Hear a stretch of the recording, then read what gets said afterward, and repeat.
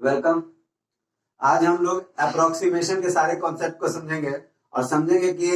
कोई फंक्शन है उसमें एक्स में इंक्रीमेंट करने से वाई में क्या इंक्रीमेंट आता है, अप्रोक्सीमेट इंक्रीमेंट सीखना है। तो कुछ कॉन्सेप्ट सीखते हैं जो उसके बेसिक कॉन्सेप्ट हमें जरूरत होता है अप्रोक्सीमेशन के क्वेश्चन को सॉल्व करने के लिए। चलिए स्टार्ट करते हैं। अप्रोक्सीमेशन के लिए है कि मान लीजिए फंक्शन को समझिए कि y is equal to F X कोई फंक्शन है, y is equal to F X function है at a given function, y is equal to F X be a given function and delta x जो है denotes the small increment in x। Delta x क्या denotes कर रहा है? x में small increment को delta x से denote करते हैं। वहीं कब? तो corresponding with y increases by delta y, यानी जब x डेल्टा x से चेंज होगा उसी वक्त y में जो इंक्रीमेंट होगा वो डेल्टा y हो रहा होगा। Then for the small increment we assume that, अब इस बात को समझिए, सपोज करिए यहाँ कोई पॉइंट क्या है, पी एक्स y है, ये पॉइंट था। अब ये पॉइंट में क्या चेंज आएगा? ये पॉइंट ये होगा कि जब हम इसमें x में थोड़े से चेंज लाते हैं, x में डेल्टा हम x में चेंज आते हैं, डेल्टा x चूंकि स्मॉल इंक्रीमेंट है इसलिए डेल्टा x और जो है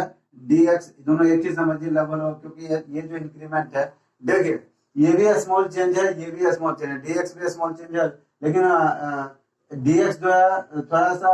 डेल्टा x जो है थोड़ा सा बड़ा है dx से, लेकिन जो चूंकि इंक्रीमेंट स्मॉल है इसलिए dx को हम डेल्टा x दोनों को क्या कर सकते हैं? इक्वल समझ सकते हैं। ये एग्जैक्टली इक्वल तो नहीं, अप्रोक्सीमेटली इक्वल होता है, लेकिन हम लोग यहाँ स्मॉल इंक्रीमेंट के लिए एग्जैक्टली इक्वल के बराबर ले लेते हैं। तो यहाँ x में जो इंक्रीमेंट होगा ये डेल x होगा।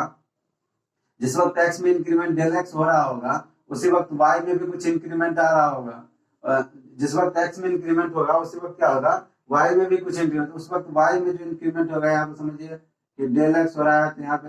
dx हो रहा है, तो यहाँ पे इंक्रीमेंट हो जाएगा dy, उस वक्त y में इंक्रीमेंट आ रहा होगा। ये जो टेंजेंट यहाँ जो पास कर रहा है, समझिए यहाँ पे इस y में जो इंक्रीमेंट है इस वक्त dy इंक्रीमेंट होगा। इस पॉइंट का जो कोऑर्डिनेट हो जाएगा, समझिए पॉइंट S है, तो इस पॉइंट में इंक्रीमेंट x जो था, x में जो इंक्रीमेंट था तो x प्लस dx हो गया, उसी वक्त y हो गया y प्लस dy हो जाएगा इस पॉइंट पे। वहीं अगर इंक्रीमेंट को थोड़ा सा देखा जाए, डेल y अगर x में इंक्रीमेंट इसको बढ़ा देते हैं, ये कंप्लीट x y में इंक्रीमेंट है और x में इंक्रीमेंट, तो ये क्या आ जाएगा? नया जो कोऑर्डिनेट मिलेगा y में जो इंक्रीमेंट होगा, कुछ पॉइंट लेते, क्यों लेते सपोज करिए, तो यहाँ x में इंक्रीमेंट अब x प्लस डेल x हो जाएगा, उसी वक्त y में जो इंक्रीमेंट आएगा, y में इंक्रीमेंट आएगा, जो बड़ा देख रहे हैं इसलिए डेल y, तो उस वक्त y में जो इंक्रीमेंट आएगा y प्लस डेल y आएगा। क्लियर? यह एक कॉन्सेप्ट है कि सपोज समझ गए कि x में इंक्रीमेंट होने से y में क्या क्या इंक्रीमेंट हो रहा है। पहले x था, देन अगर डेल्टा x हुआ तो x प्लस x में इंक्रीमेंट की उसी वजह से y में इंक्रीमेंट हुआ, इसमें थोड़ा सा और इंक्रीमेंट किया तो x प्लस, चूंकि ये चेंज बहुत छोटा है, इंक्रीमेंट बहुत छोटा है, इसलिए डेल x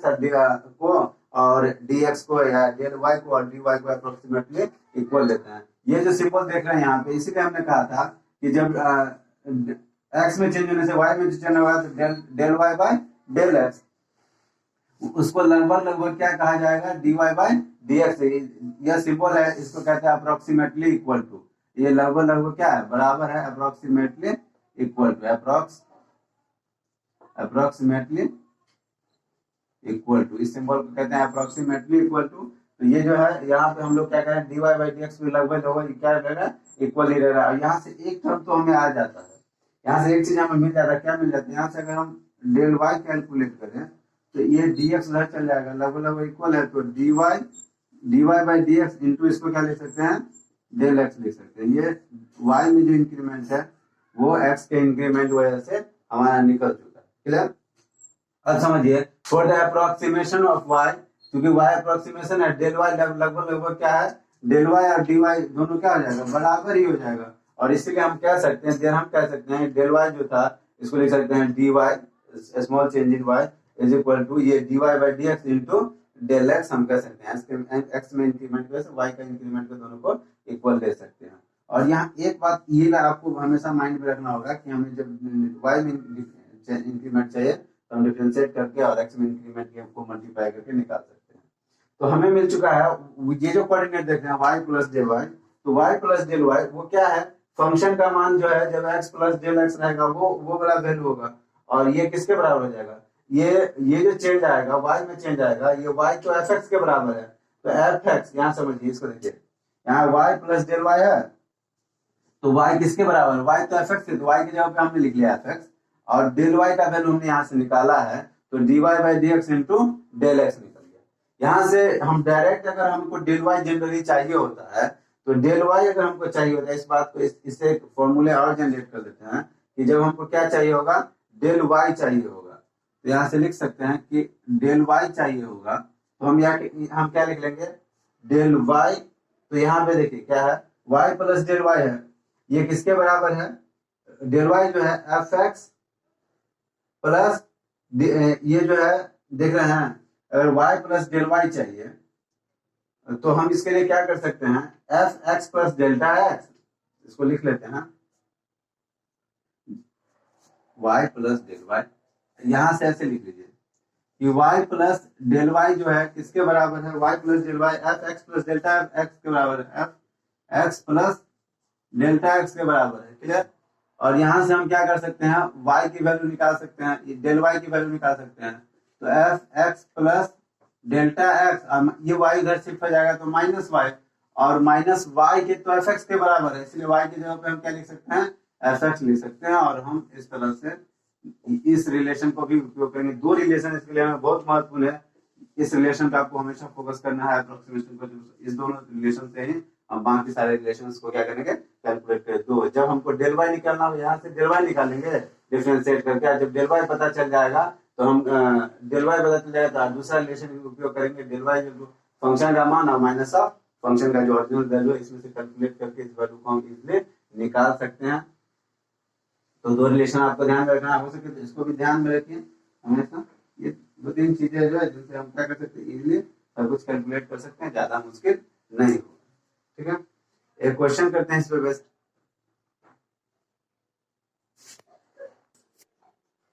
इन कॉन्सेप्टों को हम एक एग्जांपल से क्लियर करते हैं। जरा इस एग्जांपल को देखिए, यूज डिफरेंशियल टू अप्रोक्सीमेट, हमें इसे अप्रोक्सीमेट करने के लिए निकालना है, तो हमारा y इज इक्वल टू है अंडर रूट 36.6 है, क्लियर। तो सॉल्यूशन के लिए हम क्या करते हैं कि सपोज करिए, लेट कर लेते हैं कि y जो है हमारा किस स्टाइल का है, रूट एक्स के स्टाइल का है, फंक्शन क्या है, रूट का फंक्शन है। साथ ही साथ हम मान लेते हैं कि हमारा जो दे रखा है एक एक्स की जो वैल्यू है, यहाँ पे हम मान लेते हैं कि 36 है, और एक्स में जो इंक्रीमेंट आया है यानी डेल्टा एक्स का जो वैल्यू है वो 0.6 है, तो ये x प्लस डेल्टा एक्स हो जाएगा, F x plus delta x अगर निकालने हैं ये आ जाएगा। यहाँ से दो चीजें ना, F x plus delta x की अगर बात करेंगे फंक्शन का, तो दोनों का कितना आ जाएगा, ये आ जाएगा 36.6 रूट के साथ नहीं, साथ ही साथ डेल्टा एक्स की जो वैल्यू हम लिख चुके हैं। अब चूंकि हम जानते हैं हमें निकालना है डेल वाई चाहिए, तो हम जानते हैं कि डेल वाई जो है वो f x plus del x और माइनस एफ एक्स के बराबर होता है। तो डेल वाई तो है, तो del Y is equal to, इधर is equal to F x plus delta X, तो यही ना है, रूट अंडर 36.6 है। साथ ही साथ एफ एक्स का जो वैल्यू है यानी कि रूट और एक्स को वैल्यू हम क्या माने हैं, 36 माने हैं, रूट 36, और यहां से निकल जाता है del Y is equal to under root 36.6 और माइनस ऑफ 6। इस 6 को इधर अगर शिफ्ट कर लेते हैं तो हमें निकल जाता है कि अंडर रूट 36.6 की जो वैल्यू चाहिए वो 6 प्लस डेल वाई के बराबर हो जाएगा। ये पहला इक्वेशन मिल चुका है कि x जो है जो रूट अंडर 36.6 यानी कि जो फंक्शन का ये वैल्यू जो चाहिए y, वो x plus del y, y में जो इंक्रीमेंट है उसके बराबर हो जाएगा। अब डेल वाई का फॉर्मूला आप जानते हैं, क्योंकि डेल वाई की जो वैल्यू होता है वो dy by dx into delta x के बराबर होता है। यानी हमें dy by d x calculate कर लेना है। y अगर इतना है तो सिंस y जो है रूट एक्स के बराबर है, तो dy बाई डी एक्स अगर कैलकुलेट करें तो 1/2 रूट एक्स, 1/2 रूट एक्स, और यहां से हम क्या कर सकते हैं, dy का वैल्यू जो निकालेंगे, यानी कि इंक्रीमेंट इन y या डेल y जिसको कहते थे, वो क्या होता है, या यहाँ पे हम डाटा नियम जानते हैं, क्या जानते हैं कि डेल y या dy is equal to del y is equal to dy by d x, यानी 1/2 रूट एक्स इंटू, यहाँ से लिख सकते हैं ना डेल एक्स, और डेल एक्स का वैल्यू हम यहाँ पे निकाल के रखे हुए हैं,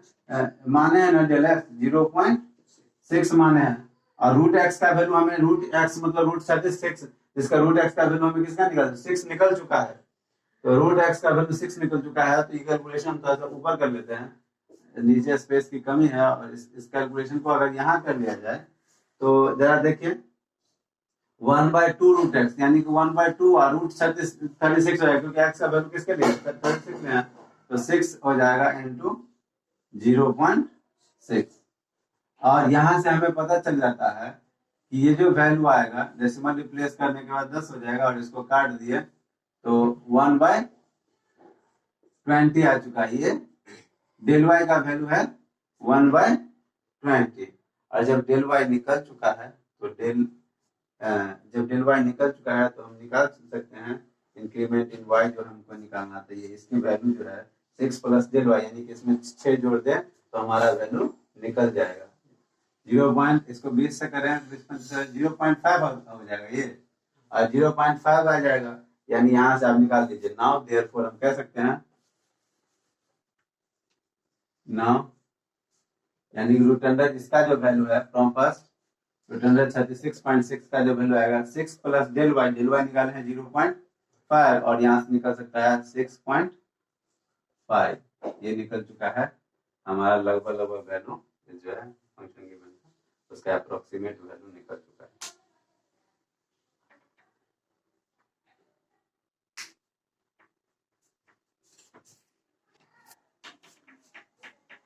कुछ और समझते हैं एरर क्या होता है। एक्चुअली समझिए कि अगर डेल्टा एक्स जो है, delta x is the error in the measurement of independent variable है, एक्स इंडिपेंडेंट, ये क्या है एक्स पे इंडिपेंडेंट वेरिएबल इसलिए कहा जाता है क्योंकि सपोज करिए y is equal to x plus 5 है, तो y का वैल्यू x पे डिपेंडेंट होता है, जबकि x का वैल्यू इंडिपेंडेंट है किसी भी वैल्यू पे, इसलिए x को इंडिपेंडेंट वेरिएबल कहा जाता है, y जो है डिपेंडेंट है, किस पे डिपेंडेंट है x पे। इसलिए कहते हैं कि अगर डेल्टा x जो है s को small error in measurement of x and delta y is a small error in the measurement of y, उसका corresponding to the error in the measurement of x। देखिए फंक्शन था x का function था, x के measurement में थोड़ी सी error आई, थोड़ी सी mistakes हुआ, जिसकी वजह से उसकी वजह से y में जो है लिटिल बिट मिस्टेक हुआ, एरर आ गया। तो ये चीजें हम इसलिए कैलकुलेट करके देखिए स्केल से या किसी चीज से किसी चीज को मेजर करते हैं, ऑब्वियस स्मॉल मेजरमेंट करेंगे तो थोड़े बहुत एरर आ जाता है। एरर क्या है, उसका स्केल की मैन्युफैक्चरिंग में प्रॉब्लम रहता है, या फिर आप इंची टेप या कुछ भी चीजें बैठाते हो तो उसकी वजह से मेजरमेंट में स्केल जो भी बैठाते हो तो वहां पे एरर आ जाता है, वो पूरा स्ट्रेट है कि नहीं है, इन सब बातों को वही उसी एरर को निकालना पड़ता है, क्योंकि बड़े जो स्मॉल लेवल पे कैलकुलेशन में स्मॉल एरर भी फैक्टर कर जाता है, इसलिए इन चीजों को क्या करते हैं सिग्निफिकेंटली कैलकुलेट किया जाता है। छोटे एरर को कैलकुलेट करना जरूरी, लगभग क्या कितना चेंज आ जाएगा एक्स में इंक्रीमेंट होने से वाई में कितना इंक्रीमेंट आ जाएगा, और साइंटिफिक वर्क के लिए इसे स्मॉल में जो क्वांटिटी पे ऑब्जर्व करते हैं वर्क करते हैं, तो इन सब छोटी चीजों की बहुत जरूरत होती है, इसलिए हम लोग अप्रोक्सीमेशन को इतनी बारीकी से करते हैं और सीखते हैं। तो वहां हमने मान लीजिए कि एक्स में चेंज होने से जो वाई में इंक्रीमेंट होगा, मेजरमेंट में जो एरर आएगा डेल्टा वाई का, तो हम कह सकते हैं कि delta y d y by x into delta x, जैसा कि आपने पहले देखा था। और इस तरह से कुछ है, अगर डेल वाई को जो absolute error in the measurement of y कहा जाता है, डेल वाई बाई वाई को रिलेटिव एरर कहा जाता है। जब आपको रिलेटिव एरर कैलकुलेट करना होगा तो डेल वाई जो है कैलकुलेट करेंगे, वाई से डिवाइड करेंगे तो रिलेटिव एरर निकल जाएगा, और del y by d y निकालेंगे, रिलेटिव एरर को 100 से मल्टीप्लाई करेंगे तो परसेंटेज एरर निकल जाएगा in the measurement of y. Clear है? बाकी चीजें नेक्स्ट क्लास में करेंगे। Thank you, thanks for watching.